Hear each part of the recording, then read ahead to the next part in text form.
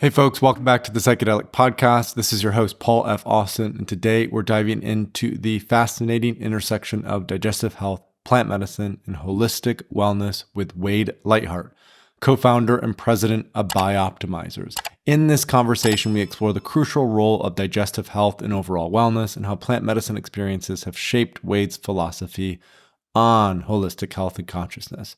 Our conversation touches on the power of enzymes and probiotics, the formulation of effective supplements, as well as the deep connection between physical and spiritual health.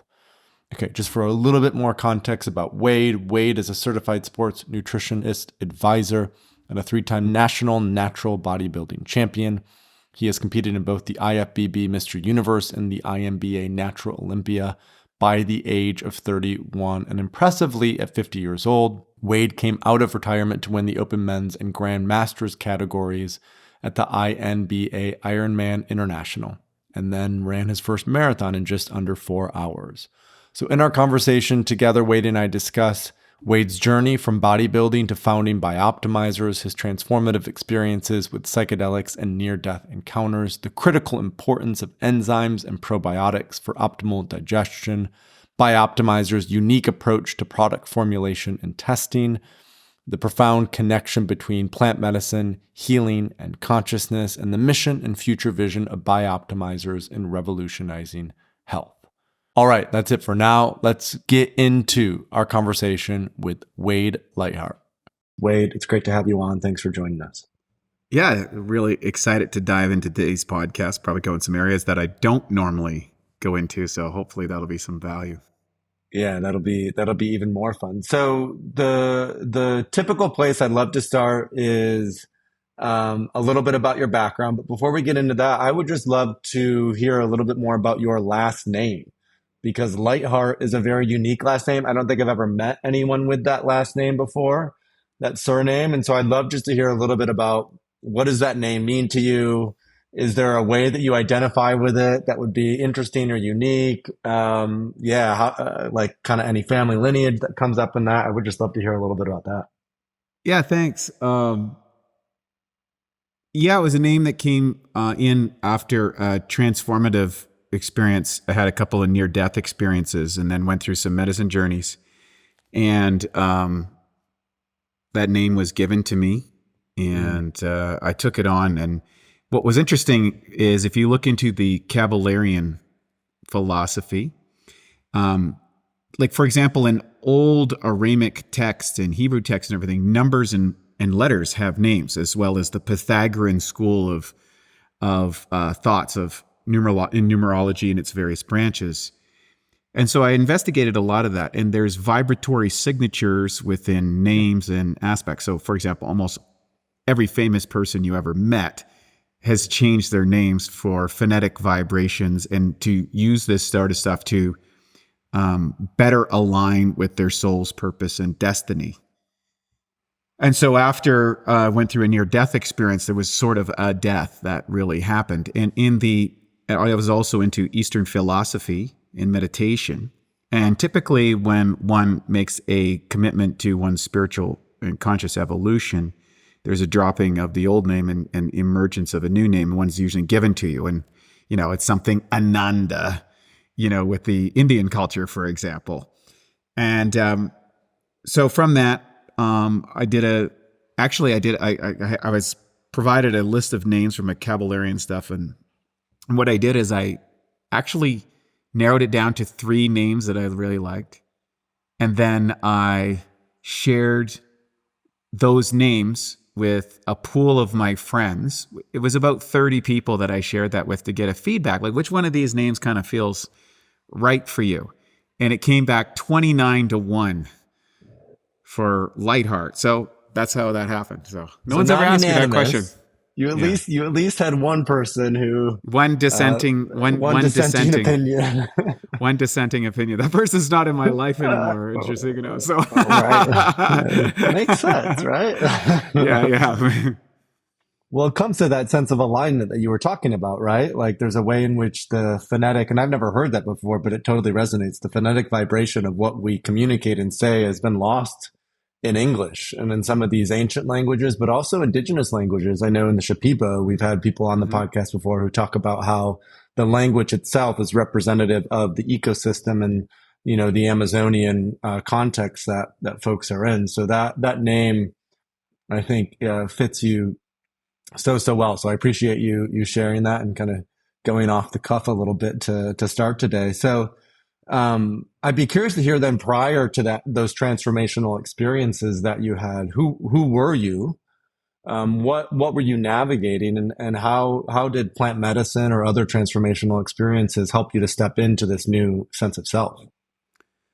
Well, we could go down. That's a great question. There's a lot of points along the way, and so very simply, I as a kid growing up in rural Canada, and playing sports and kind of all the things in a little rural town. And then when I was 15, my family moved to an even more rural place. It was 5 miles to my nearest neighbor in a dirt road. We were the caretakers of a private resort, so a very wealthy individual that we were taking care of their place. We were on the lower end of the economic scale, and I was surrounded with middle class and upper class at this place, but I was cut off from essentially all social engagements, my environments, my team stuff. Simultaneously, my sister was diagnosed with cancer, and she went through the medical model for 4 years before she died at the age of 22. She was 4 years my senior.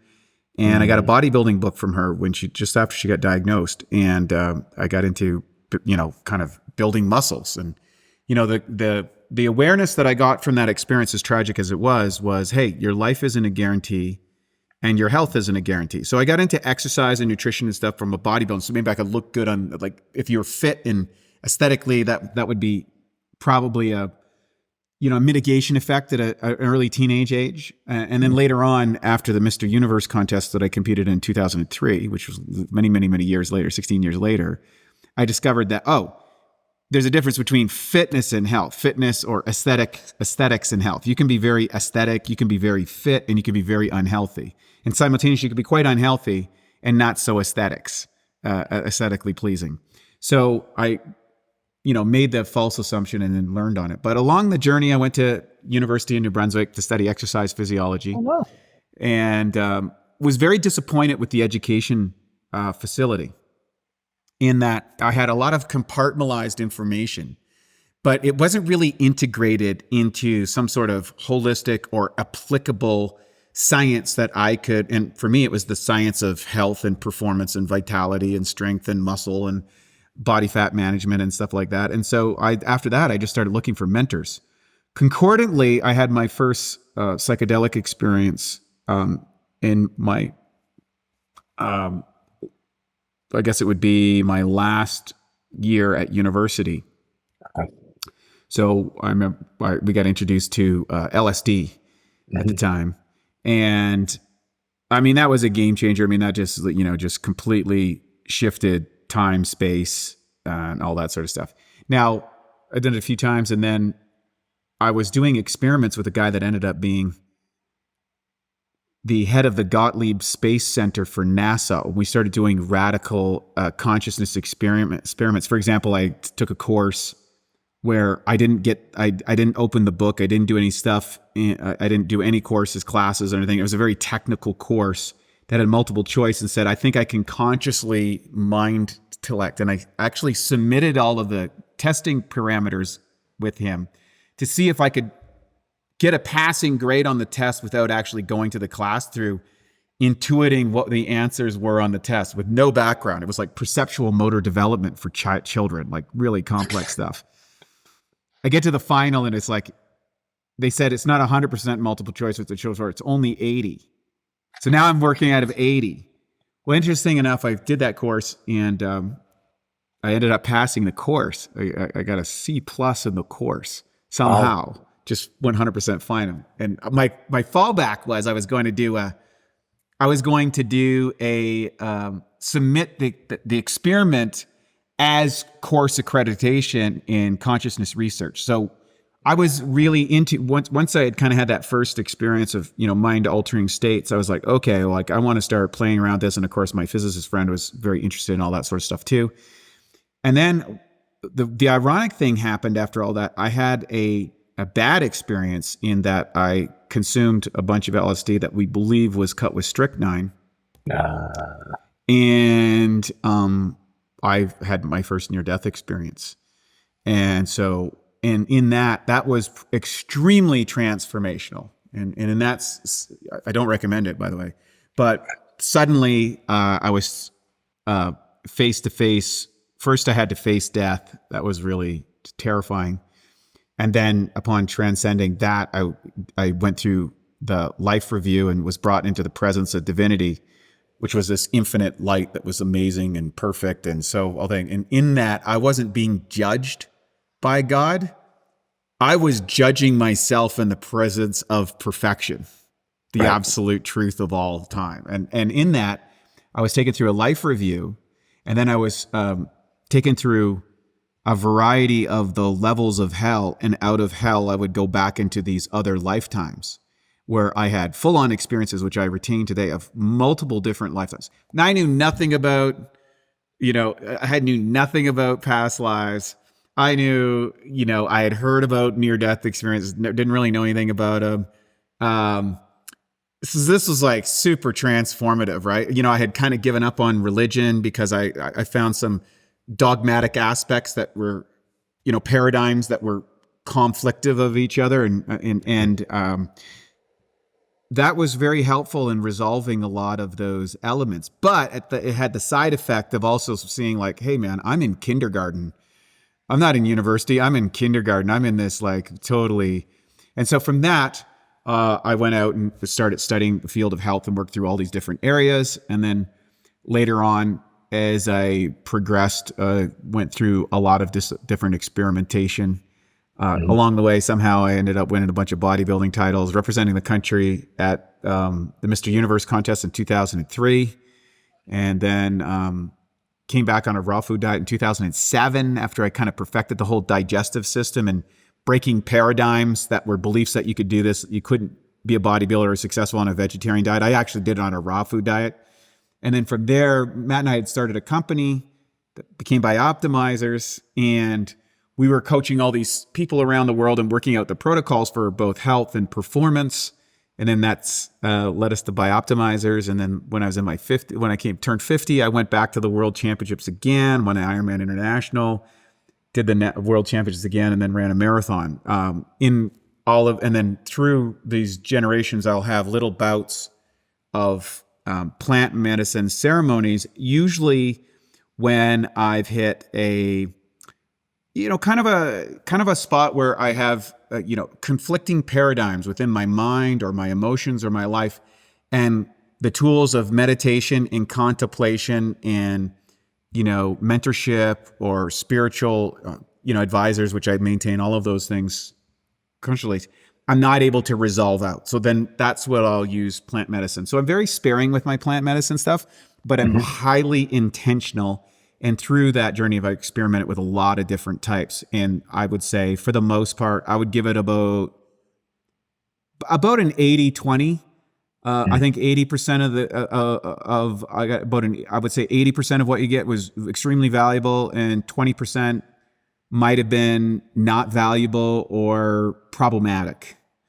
So that would be my evaluation of it. And then that process of the meditative and the contemplative practices and the integration process, I imagine, help with the discernment of what's valuable here, what are the actual key aspects to listen to, and what can be discarded that might be distracting or chaotic or whatever that is. Yeah, and I think I one of the things that I've learned about plant medicine, and I've always felt that way intuitively, is that this is a sacred experience. It's very intensive, so set and setting is very important. Being in the presence of someone who can properly guide you through those experiences, whether that's through singing or a process or some sort of setting and support in case things go in whatever direction. So there's a feeling of safety, or you want to make sure that you're not doing things that put yourself in danger or at risk. And I think I've mostly done that. I can't think of any situation where I didn't. And one occasion I thought I was in one of those situations and I wasn't. And that was extremely bad, and cost me about a year of my life to kind of screw my brain back on. So I do believe plant medicines are powerful. I think they need to be intentional. I think they need to be managed with proper guidance. And then afterwards, as you said, I think you want to take the time to integrate, because oftentimes the experiences can be so life impacting or consciousness shifting. There's a gap between maybe where your awareness or consciousness went to where you are. So there's like an integration period of time. And I think a lot of people that get into plant medicine, they don't take time to integrate whatever they've learned, or to really sit with it, or to really work it, or to contemplate it, or to apply it in their lives to get the purported benefits of what you learned. They just kind of think they learned it because they experienced it consciously, but it's not integrated into their life, and they kind of spin out by doing ceremony after ceremony after ceremony. And then they become kind of floaty, unfunctional people. And I think finding that balance, and that's different for different people. Finding that balance is something that's really important when you're going down that route. So I'd love to hear a little bit more before we get, because I want to talk about BiOptimizers. I've been working with the magnesium, the digestive enzymes, some of the probiotics as well. And I want to hear about individually, even protocols or how those came about. But before we get into that, I think one of the most interesting parts of your story is that you became a very prominent bodybuilder as a vegan or vegetarian. And I just would love to hear a little bit more about that. Why is it that you chose that path in the first place, which must have been not the convention for the majority of bodybuilders? And how is it that you were able to develop such a strong frame? Because when I hear about that, I think, oh, is there enough protein?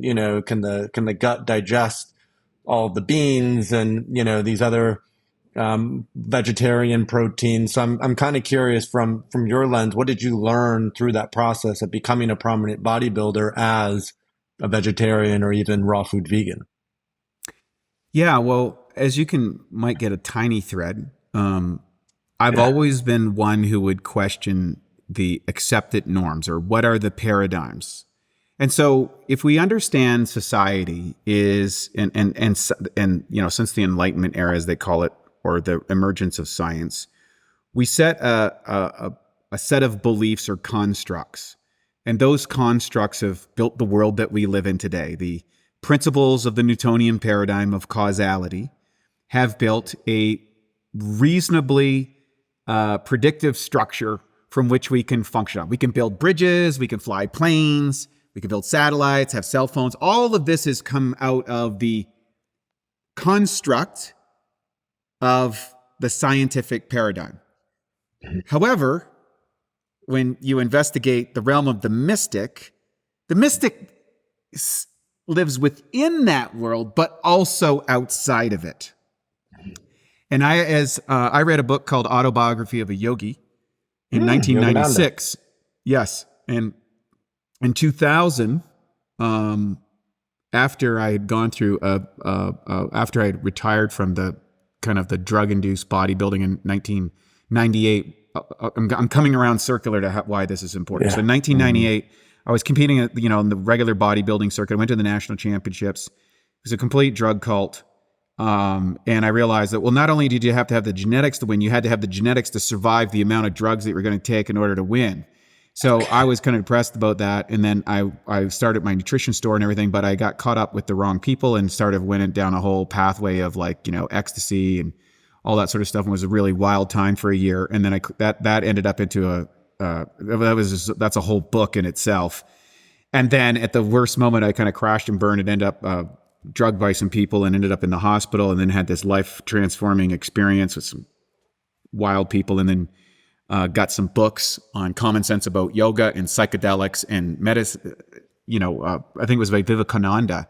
Vivekananda said, if you're experimenting in meditation and you're using, drugs or alcohol or, induced states with, radical breathing or certain music stuff, which I was doing all of those things. Okay. Trying to just play with the brain, the consciousness realm. He says, it's highly likely you become a physical or mental wreck. And I was like, oh, that's exactly what happened to me. And so he said, his suggestion was, if you're going to play around in those realms, you better have the guidance of a realized master. So I said, oh, I need a realized master. I prayed really hard about it. Yogananda appears in my room that night. and tells me to go do Kriya Yoga. I followed the Eastern philosophy over the next few years. I got out of the whole drug scene, the party scene, went hyper into meditation and spiritual study and endeavor.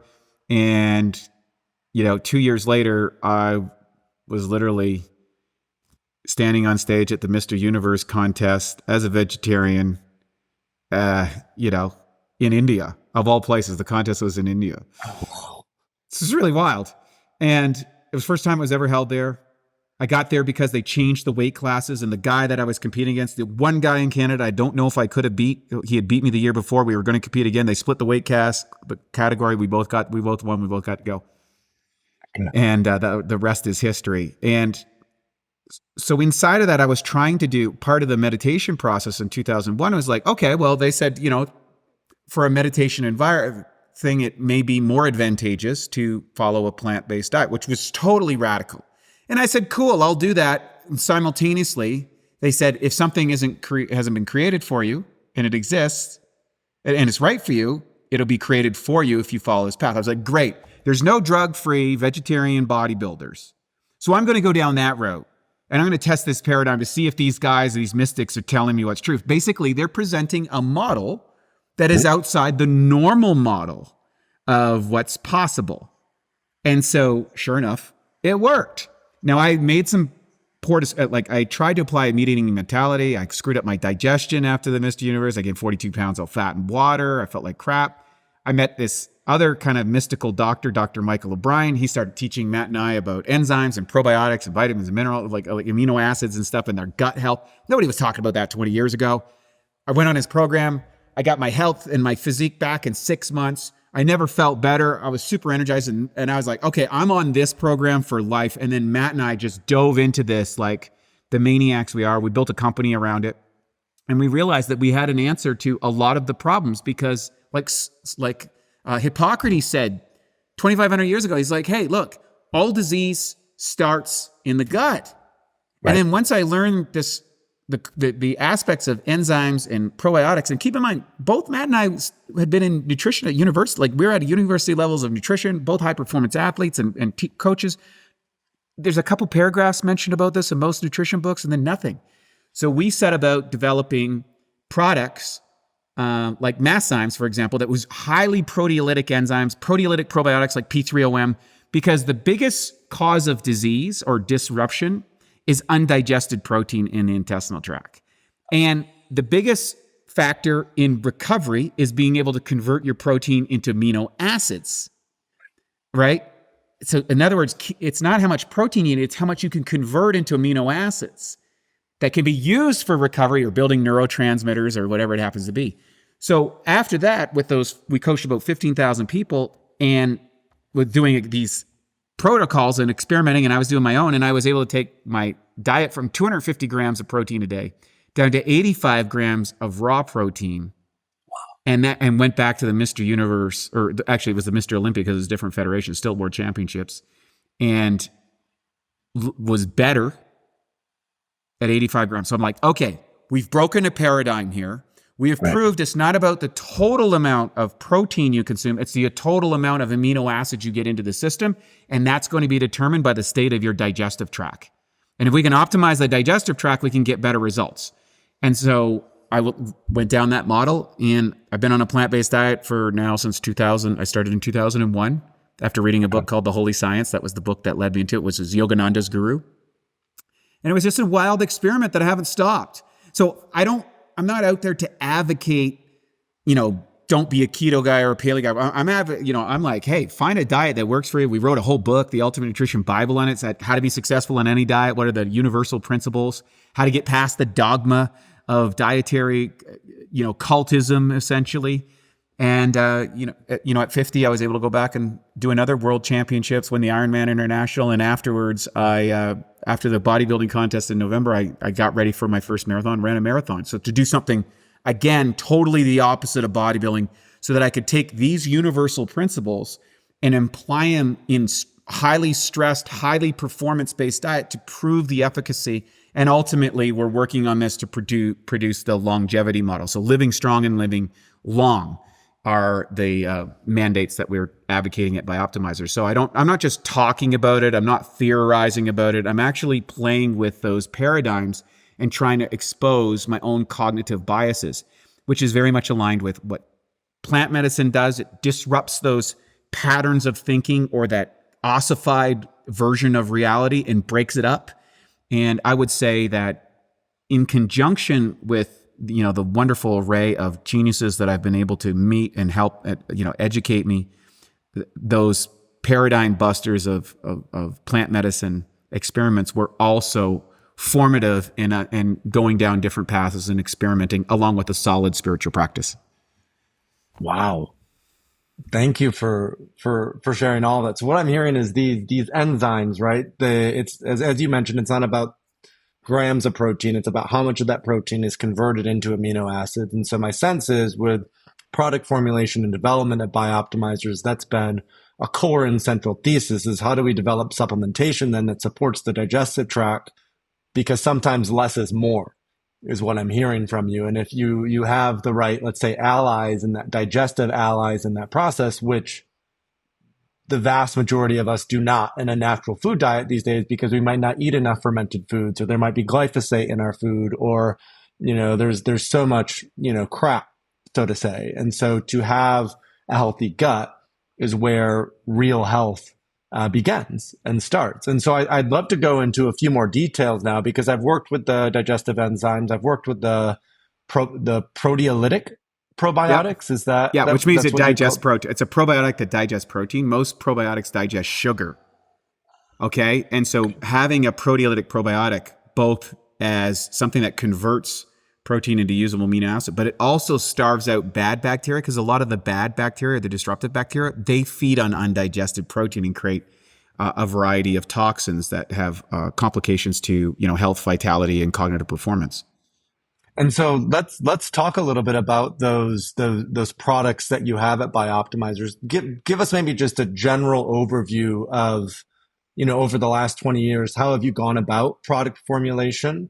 We've talked a little bit about why you've chosen what you've chosen in terms of what to produce, but how do you navigate product formulation and then protocols? What, if folks are brand new to this and they're looking to really start on this path, is there an ideal combination to start with?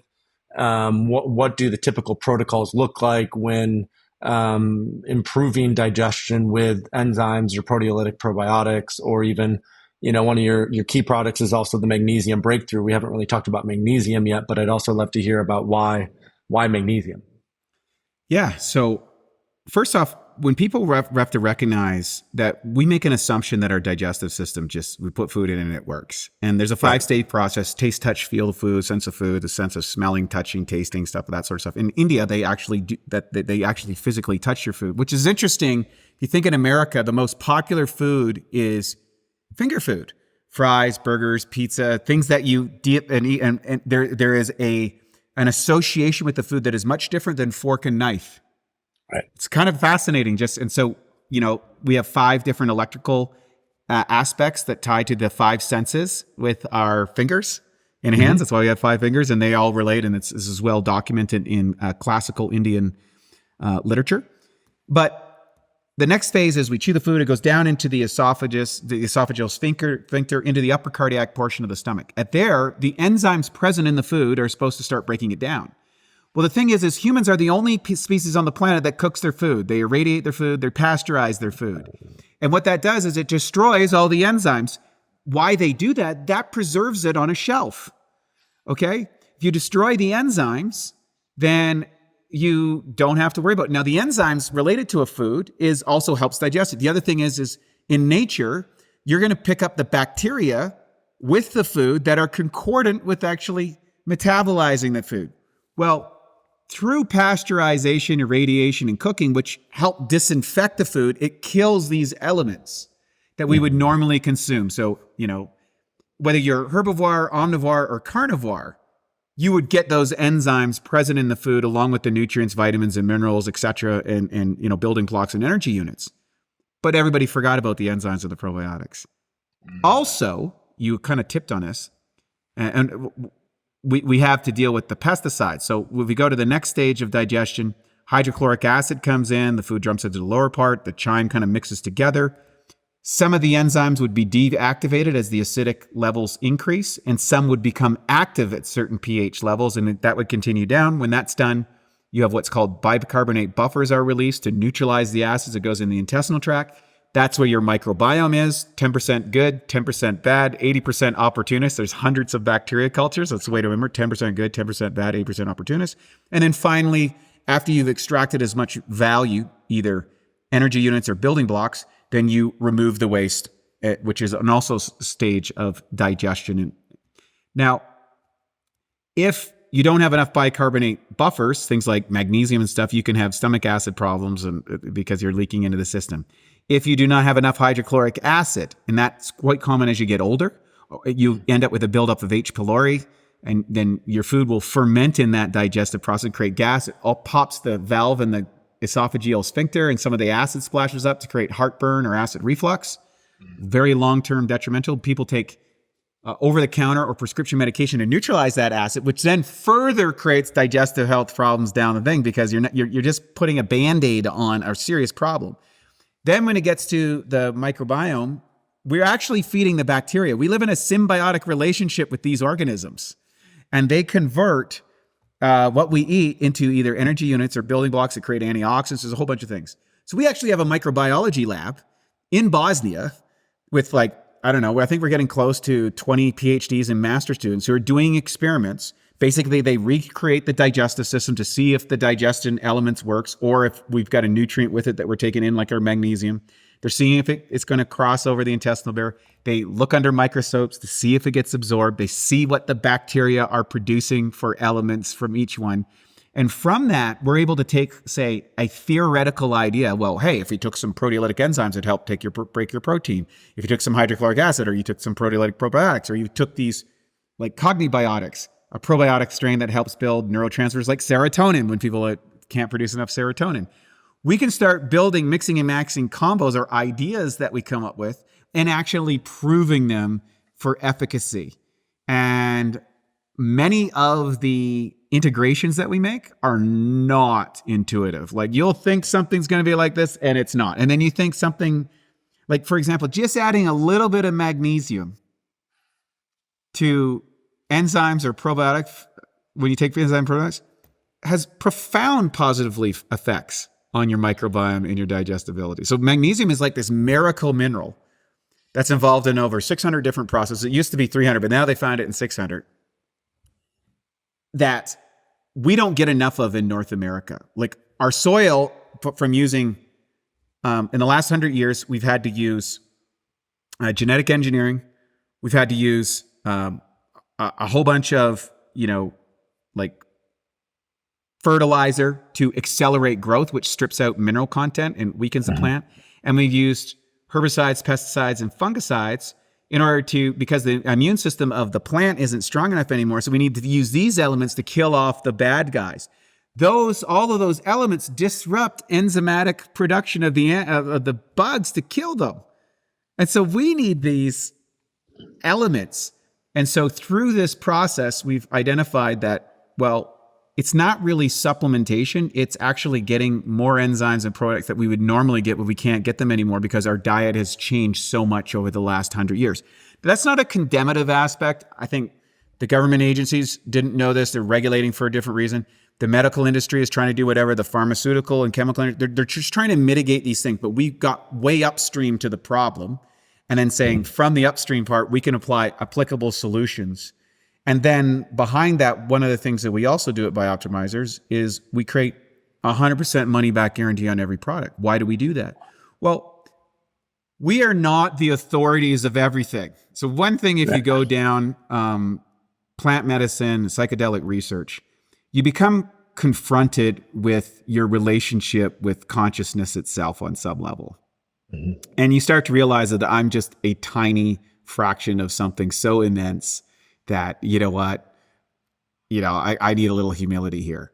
And from that humility, you can say, we don't have all the answers. So what we're going to do is we're going to get our best paradigm possible. We're going to put together a theory. We're going to test it with science, build the best problem, and turn it out to the population in hopes that we solve whatever challenges they are. And we're really good at doing that. But there are always exceptions to every rule. I love finding the exceptions. That's my whole life, is to find the exception to the rule, because I want a more refined version of a more refined model of existence. So if somebody tries one of our products and for whatever reason, genetics or some kind of mismatch or something didn't go right with it, we just give them their money back, because I don't want to turn them off of the industry. I want them to keep deploying percentage of their resources to health and vitality, because this is how we help the human organism. Matt and I consider ourselves single organisms in the human body throughout time. Mm-hmm. And our job is to make products and help people, educate people. And we're down there in some aspect of this thing, 10,000 generations before, 10,000 generations. We're doing our job in the cell, and that is to provide a plethora of solutions that help people and help the organism of humanity function better. And it's a great mission to be on. And it's a lot of fun. So that's why we create all these caveats and then these stop guards, because, we don't know everything, but we do know a few things. And those few things have made a big difference with a lot of people. And that's what I want to hear next. When it comes to psychedelic work, psychedelic healing, there's a lot of what I would even call miracle stories of transformation, where people have had chronic illnesses, degenerative diseases that have been healed through psychedelic work. Some people, and I would agree with this hypothesis, say, it might be because of what happens to gut health. For example, ayahuasca is highly anti-inflammatory, and people have noticed that they may have Crohn's, and they come out of 2 weeks of ayahuasca in the jungle, and all of a sudden the Crohn's disease that they've struggled with for 20 years is no longer present. And so I'm curious, just to hear a few anecdotes from you. And Pete, when you have clients or customers who start to consistently work with digestive enzymes and proteolytic probiotics and magnesium and all the other enzymes that you produce as well, what are some pretty insane stories of transformation that you have heard about or, continue to hear about?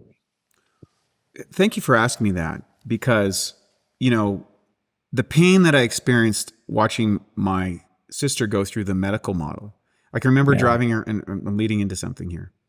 I can remember driving her home. It was about a 55-mile journey from where she'd get her chemotherapy treatment. And we'd have to stop 5 or 6 times so she could get out of the car and vomit and stuff. And I remember thinking, God, it seems like the cure is worse than the disease. Right. This doesn't feel right to me. So if I want health, shouldn't I be doing things to get more healthy? It was a very naive, kind of low resolution idea.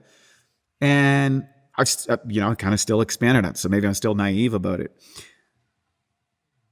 I've researched illness and health extensively, and I would recommend people check out a book called, or the writings of Dr. David Hawkins. He's got a book called Power versus Force. He's also got another one that I leveraged extensively called Healing and Recovery. So he says, number one, all disease stems from an unconscious guilt pattern that may be present within the consciousness itself of that person. Second, the physical or environmental conditions now bring manifestation of that. So that's concordant with epigenetics. You could have bad genetics that don't get activated, but then you get to the right environment. Usually, most disease, there's a precursor stressful experience to trigger it.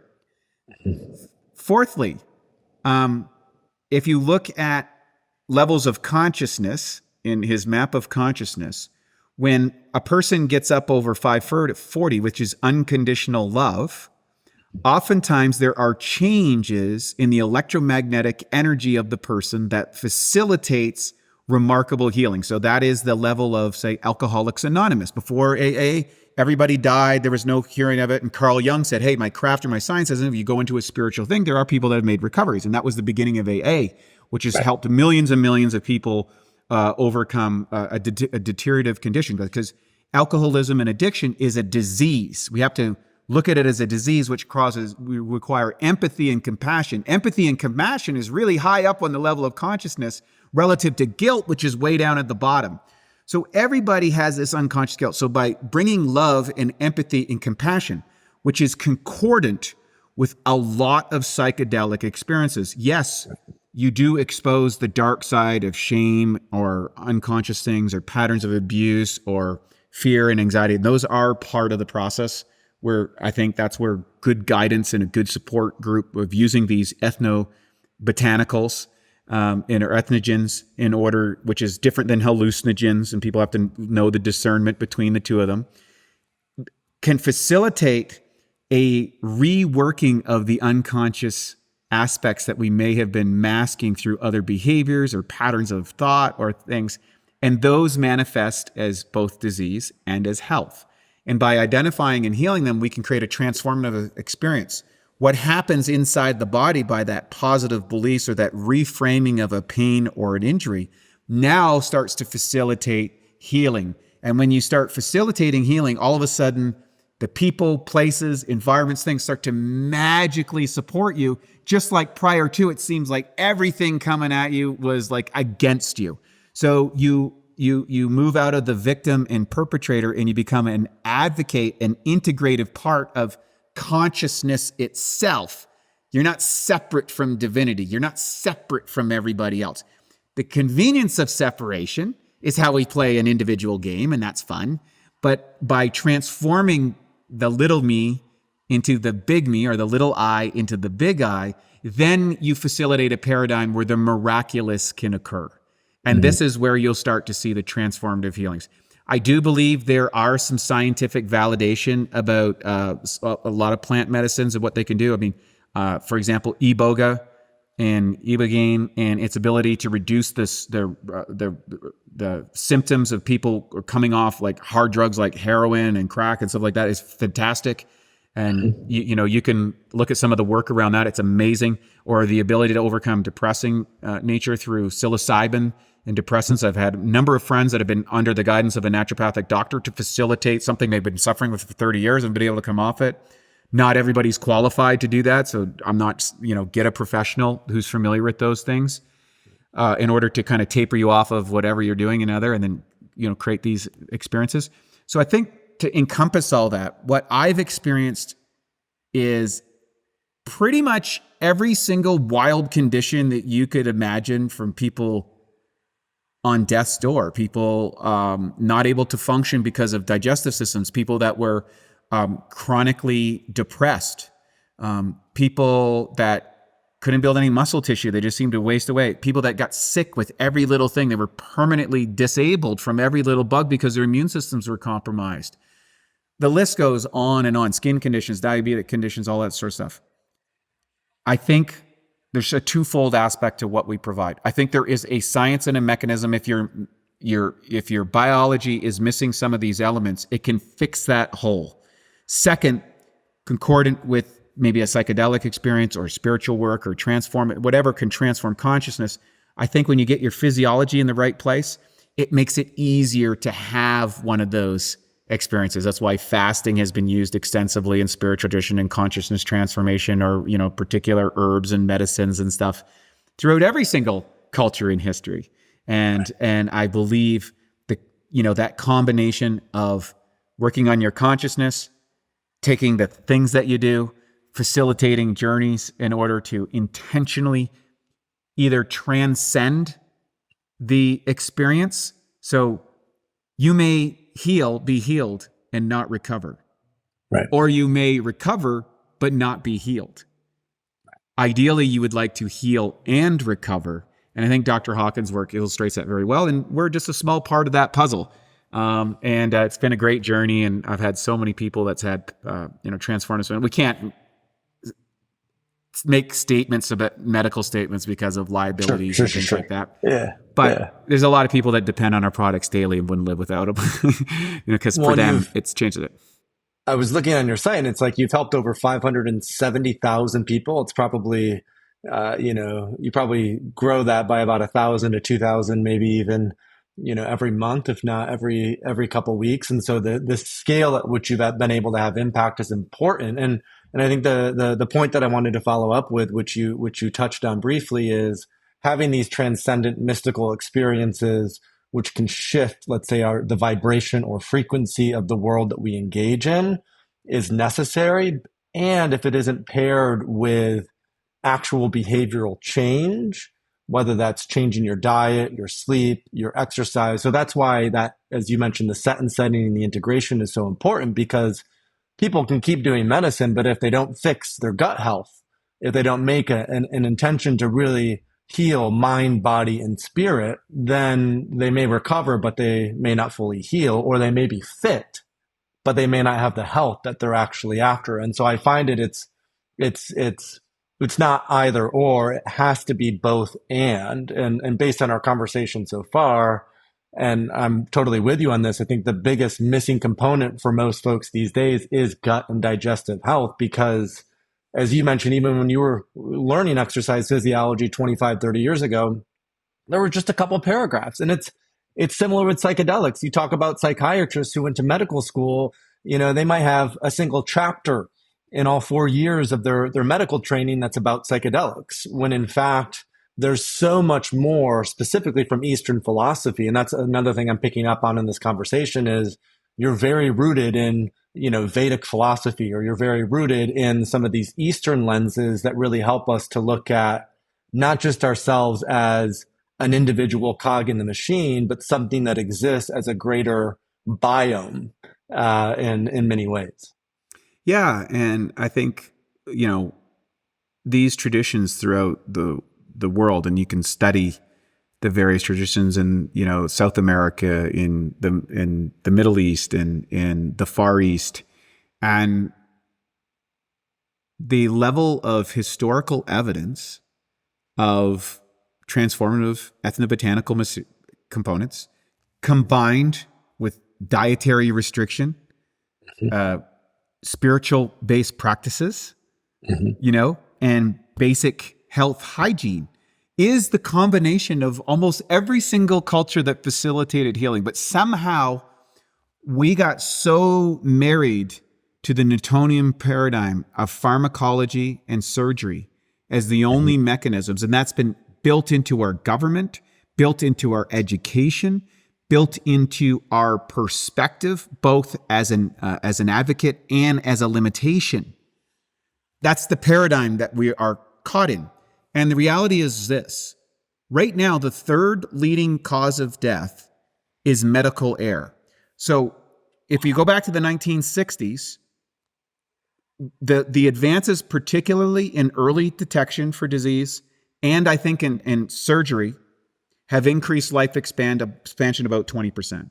However, if you look at life expectancy, disability-adjusted life expectancy in the States is about 60 years old. That means you're going to spend the next 15 to 20 years in a decreasing state of health and vitality. You're going to be on prescription pharmaceuticals for every different condition, and then you're going through a series of surgeries, and eventually, probably in so much pain, you would choose, medically assisted suicide as a way to get out of that model.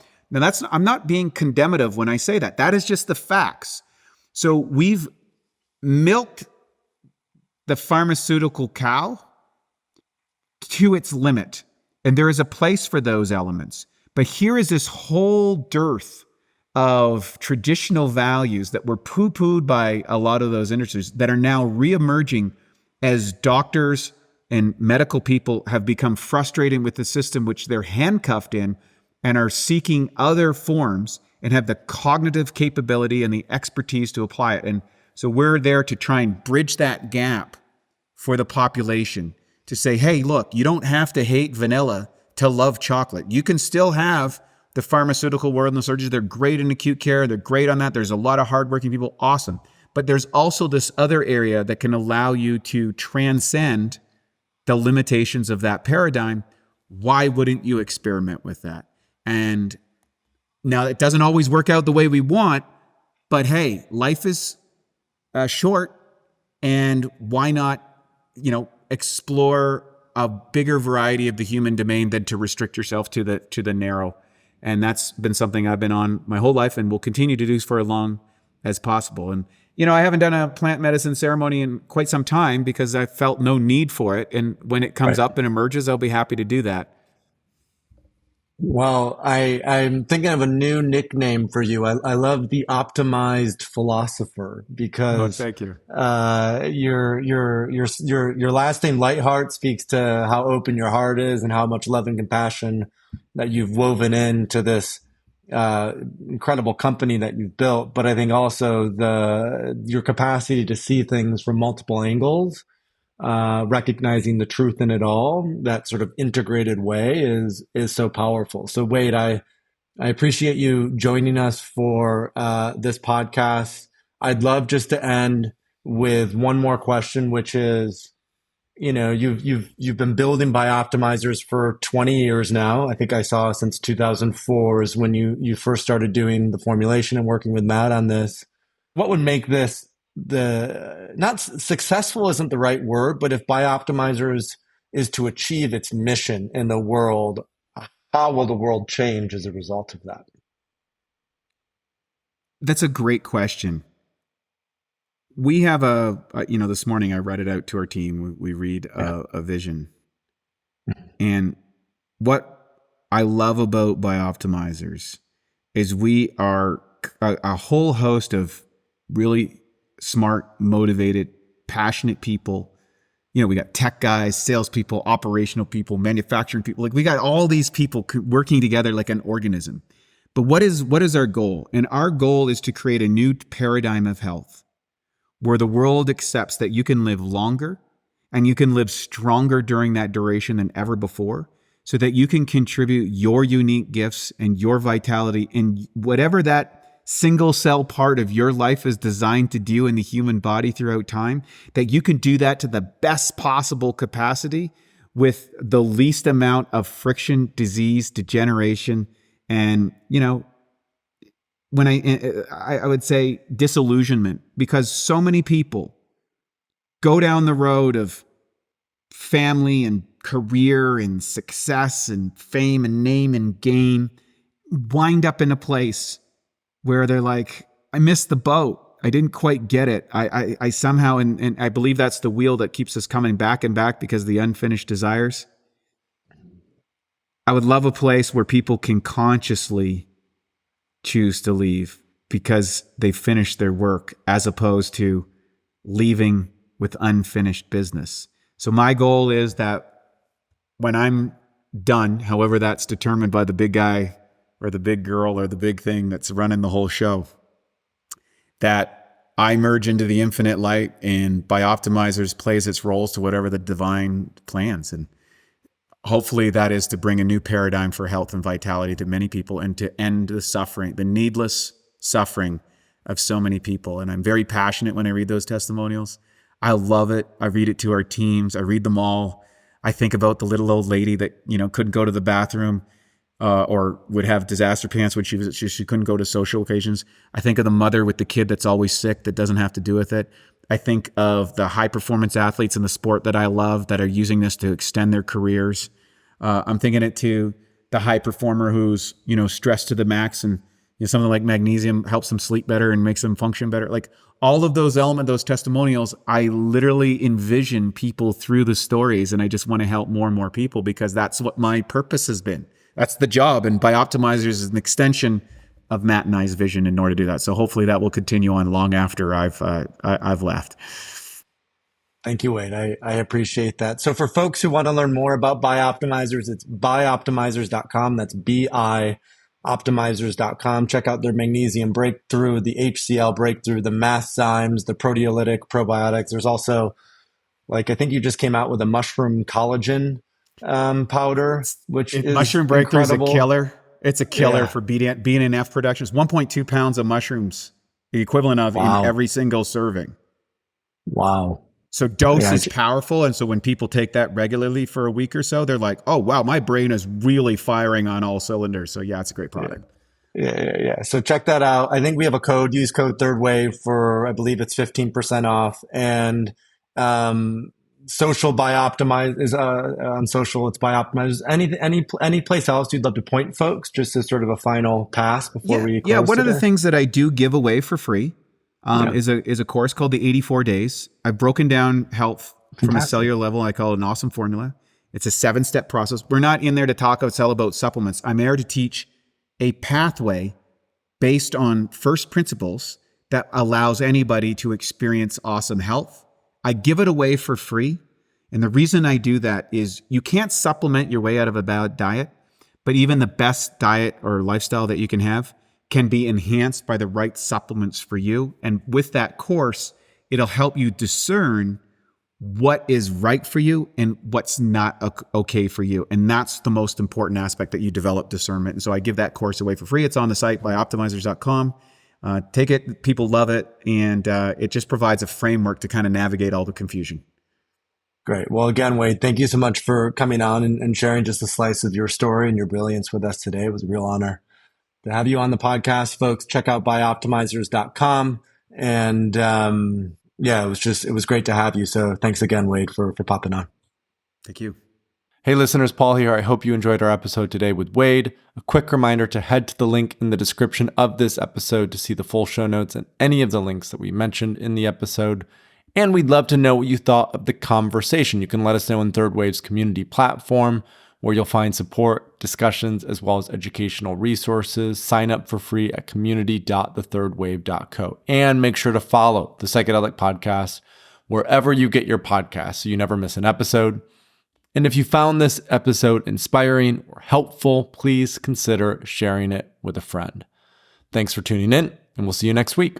Thank you so much for watching. If you want to stay up to date on the third wave of psychedelics, subscribe to this channel and visit thethirdwave.co, where you'll find plenty of free resources on the intentional and responsible use of psychedelic medicine.